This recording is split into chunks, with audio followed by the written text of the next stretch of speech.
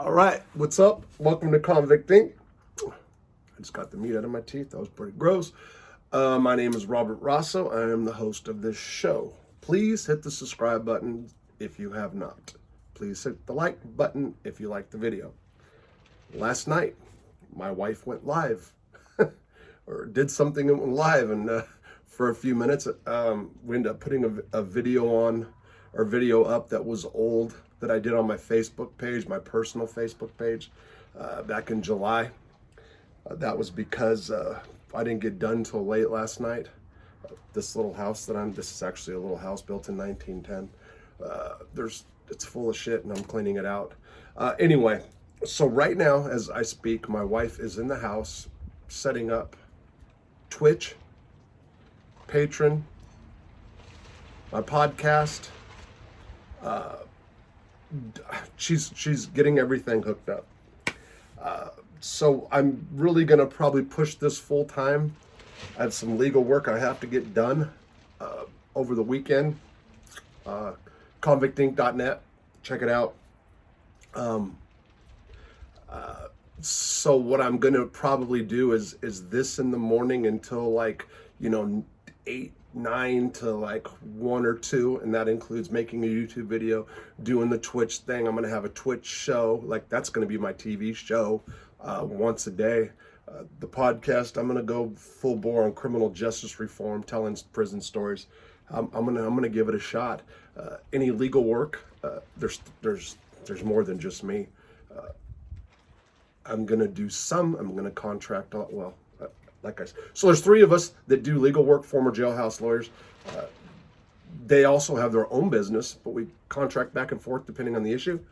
And we got an attorney between the 3 of us. And anyway, so that won't slow that down. If anything, we're getting more people to join our team, so that's gonna be kicked up. I don't know how much of the work I'm gonna be doing per se. It depends on the success of this. There's been so many subscribers, and I've had so you guys, there's been a couple people reaching out to me for interview requests, and I told them. So right now, today, there's 20. There were 17, so 20 or 21 people that want to interview me. I'm gonna do a couple soon. There's one guy there's a few people I told I would. I'm gonna get that finished up, and I say that because people are pushing me to make this a full-time job and do a podcast and start talking about criminal justice reform issues now. Now's really the time to really get it going. And fortunately, my wife's 100% behind me. Yeah, so lucky in that way. I'm going to go for it. We'll see. Okay, so either tonight, we were going to do live tonight. It just depends on our schedule. I might come on live tonight, or I'm going to do comments with Marta, she'll read them or something. We're going to do something together tonight, tomorrow. Surely won't do it for Super Bowl day. So that's coming. And one of my issues with live right now is my glasses and reading and all that. So, or I'm going to have her read the comments and I'm going to answer. We're going to do something together on that. And I think that Twitch is the platform to go live full time, or is it Patreon? I was just in there setting up the bio and stuff, and she's got that all hooked up, setting up PayPal accounts and Venmo and Cash App and this and that. So all the stuff I can't do. So okay, let me get to the story. So I'm now 5 minutes into it, and those who say to forward 2 or 3 minutes in. Before I start talking. Well, today I'm 4 minutes and 18 seconds, 19 in. 2007, FMC Butner, North Carolina. I was in the hospital for bladder cancer treatment. I arrived January the 27th, 2007. And as I've said, if you've been following my channel, got strung out pretty quick. And I came in there high, did a shot of dope, heroin the day I left. When I got there was a guy named Jack, an Italian dude that was a bank robber who went bad. And if you guys that know mob history or mob guys, or you guys that are mobbed up, whatever, in New York. Danny Froma's brother, I believe it was. Jack was with him, and I heard Jack went bad. It was really surprising, to be honest. Anyway, that Jack was in the hospital. He had colon cancer at the time, and when I arrived, he's like, got the hookup for Percocets, and it was on. Did a lot of dope in the hospital. Okay, there was a time I got a dirty urine. Wow, that's a story in itself. But I got it. Okay, so I got a dirty urine. They let me out. They locked me in the hospital, in a hospital room. They didn't send me to the hole for 60-something days, which was sweet because I can have drugs passed under the door. I came out of the hole. I didn't no longer had the cop connection. For a while, I had a cop giving me a carton of cigarettes a month. So I was kind of needing some pills on the come down.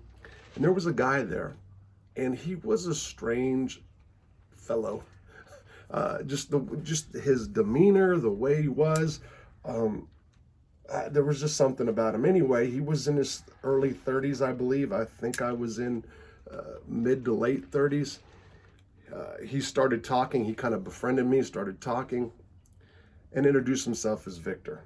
Now, he was leery of me. One knew I was from California and was a little worried, I can tell. And what it was, he was worried because he didn't know if I was brand or associated with the brand, or a dirty white boy who might have wanted to become brand. He didn't know. Hospital's pretty much a neutral zone. He was unsure, and the reason was because he knew Bobby Ray Shields, who was a member of the Aryan Brotherhood. And he was at Lompoc with Bobby Ray Shields and a couple other guys that I'm not going to mention, but I've mentioned previously for reasons I'm about to say. Anyway, and I didn't put this in my AB video. There was an incident, and I've heard this from multiple sources at Lompoc when it turned into an FCI. Bobby was there for a second, or was it USP right before it closed down? I'm sorry, it could have been one or the other. Where there was accusations that Bobby gave a few people hot shots. And I don't mean kill him, I mean HIV. So if he didn't like you or he fucked you, there was a couple guys there that had AIDS or HIV, or one in particular was a dope fiend. And there was allegedly a skinhead that was bringing in dope that didn't give Bobby tax. And Bobby hooked him up with the bloodshot, fresh HIV. Multiple sources said that. You guys can yell, scream, whatever. That's why I didn't put it in the AB video. This relates to this video. That's why I said it. Victor came in. He was really nervous. I had already heard this story from a bunch of people, actually. Matter of fact, one of Bobby Ray's guys told me this. Anyway, eventually he kind of relaxed when he realized that, I wasn't on AB time, I guess you'd say. And he ended up saying his name was Victor Bucci, and he was from Utah. Now, if you guys from Utah, I know there's a couple guys from SAW that watch this channel. I think you guys might know him. I think he's like a high profile rat out of there. The reason I say that is because I had a lieutenant in the hospital that didn't even really know me walk up and say, "That guy you're with, you need to stay away from him. That's as hot as hot can get." And I was like, "Oh, okay." Well, prior to that lieutenant saying that, and I left shortly thereafter, within 48 hours, I was out of that institution. So Victor was getting Tylenol 3s. And that beat a blank at the time. I got his Tylenol 3s.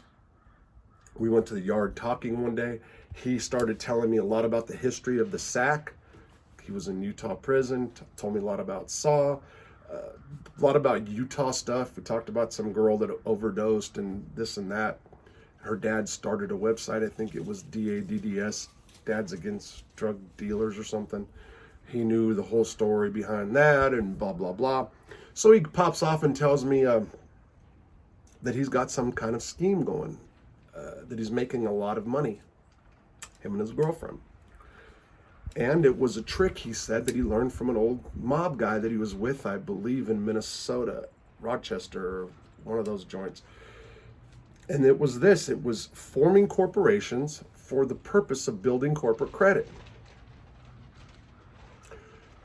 Takes a little time. And the way he explained to me is you form these corporations, then you apply for credit cards, you get the credit cards and you pyramid them, take X amount of dollars here. So you have 5 credit cards, MasterCard, Discover, American Express, Visa, okay, just think that. So you got $5,000 credit with each of them. So you get a credit, you spend $1,000 American Express, pay it off with the Visa, but this is 2007 now. Things have changed. I'm just saying what happened. So the financial crimes was way above me, really. Like the idea of forming a corporation, like that still seemed like a building to me, not a piece of paper. He actually had paperwork sent in that he had and showed me, and they had over 20 subchapter S or S corps. And he registered as a consultant, and his girl paid him off with credit cards. Now, way over my head, I didn't get it. He broke it down and showed me, and these characters, him and his girlfriend, were making serious money. In a nutshell, corporations are really simple to file. You do a Wyoming corporation. I went to bizfilings.com. All you really have to do is register. You can be a vice president and hide yourself and run the corporation. That's probably irrelevant for this story, but all you do is file. You can get an office set up, virtual office, whatever. You have a person answer the phone. The whole thing cost about $1,000. Really, it's cheaper than that, but I end up getting the whole setup. So I'll explain that. So he breaks this whole thing down to me, and I had that cigarette hustle going in the hospital. I'm out of money. I don't have no more drug money or stuff left. I've been in prison more than 10 years. My family's supporting me. So I also have people in my life at the time that were into crime, and then I have people that are not. So I started thinking, hell, I can use my Social Security and form a corporation and burn up credit cards under my Social Security number, EIN number, or whatever it's called, when you get a business, when you register. Anyway, I started saying, hell, I know who can do this. Well, me and Mr. Bucci parted ways. Real quick. Victor Bucci said his dad was once an attorney general and a judge and blah, blah, blah. I never even looked him up. You guys, again, Utah, comment section, you can say whatever you want. I was told that his father was an attorney general of the state of Utah once upon a time. His dad was like way old when he had Victor. That's what I was told. Okay, so I then go to Butner 1. Within days, I get off, a couple weeks. October the 13th, 2007, I stopped using drugs. I go through all that, meaning the come down, and psychological, physical, all that stuff. And over some months, I had my family start sending me in books and material on corporations, how to file corporations, what a corporation is, LLC, blah, blah. So I did a lot of research. And I was ready to rock and roll. So I was going to have my sister, who at the time in her life probably wasn't the most law-abiding citizen. I'll leave it there. I don't think that'll really freak her out, but whatever, who knows. So I was going to have her form these, and then I was going to take them elsewhere for the criminal aspect of it. So ended up starting a Wyoming corporation by the name of Convict Inc. or Convict Incorporated. I did this for my prison cell. I directed my sister to do it. Had her go on Biz Filings, had her put me as the vice president. I think I used one of their, they have services that people will register as the agents for you. stock at no par value. I forgot how many shares. They told me what to do. I followed the template that he set up. He actually drew out, and hooked up an office. Got an office out of Cheyenne. Got a bank account out of Wells Fargo in Cheyenne for the company. Got one in this little town. All under my social security number, all while serving a life sentence. Then I had my sister go on, after the corporation was formed, go on and start going on to Dun & Bradstreet and acting like we were purchasing bars or just purchasing different stuff. Also had to get a card from Home Depot or Office Supply or whatever. And the way you do that is you go ahead and you go there and you purchase some stuff, get a credit card. They'll give anybody a business card. And then you go on, and all of a sudden, once you're registered on Dun & Bradstreet and it's all good, boom. To speed this part of the story up, it was like 90 days. There was $15,000 worth of corporate credit. Boom. Now I'm ready to do illegal fraud stuff, start pyramiding credit cards, blah, blah, blah, and all this other stuff. Two things happen. The financial collapse happens. So this spans into 2008. When did that happen? Right was it at the end of 7, 8, whatever it was? I get the idea. I had been writing a book. It's like 1,000 pages. No shit. I just kept writing like I was writing, and I wrote a whole bunch of stuff in Leavenworth, out of a whole bunch of stuff in Lewisburg. And I just kept writing, and I didn't really know where I was going to go. It was like a never ending book. I taught myself how to write, and I have over 1,000 pages, as I've said before, of that. And it hit me, boom, Convict Inc. I can use this to like as a platform for writing. And then it's like, boom, these pen pal sites come out. So I was like, oh, okay. So I'll start a website that's like a pen pal website, but that people can blog off, show artwork, sell products, whatever, if they can, if they're allowed. And that's where I was headed. So I had my whole business plan put down. Corporation's already formed, already got credit, okay?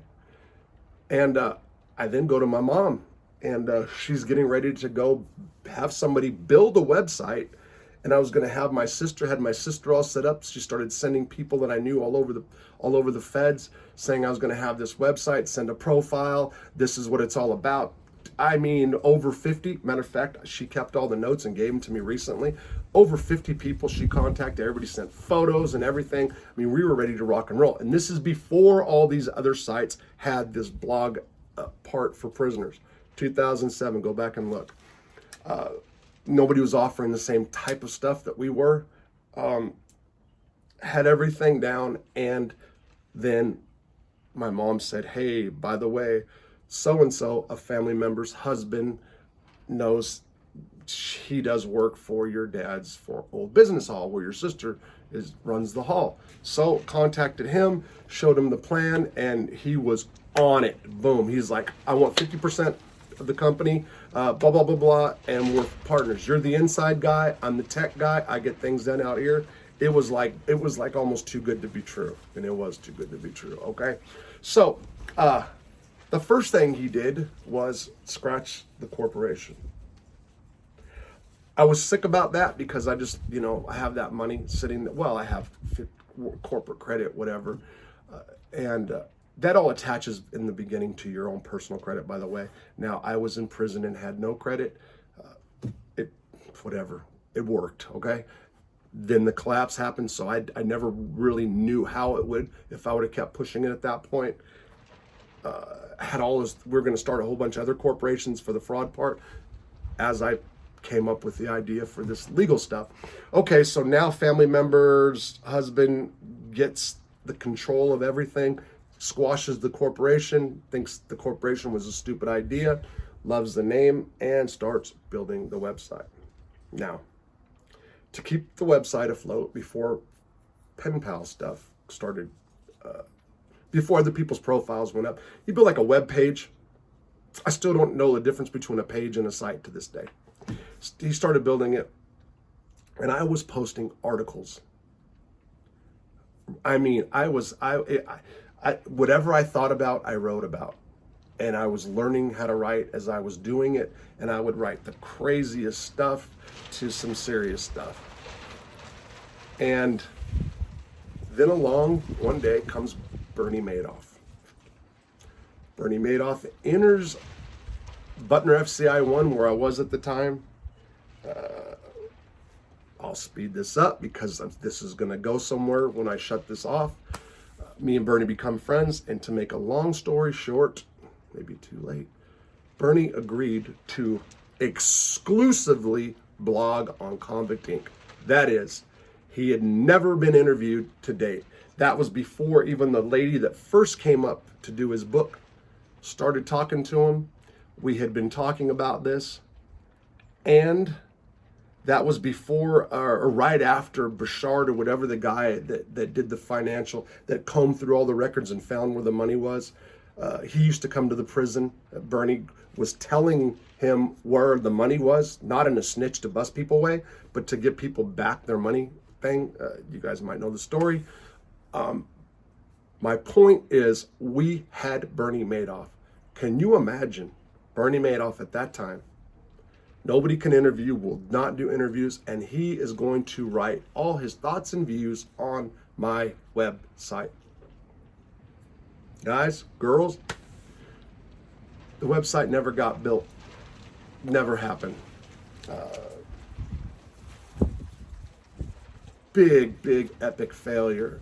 So much money not happened. And let me tell you, the SIS at Butner 1,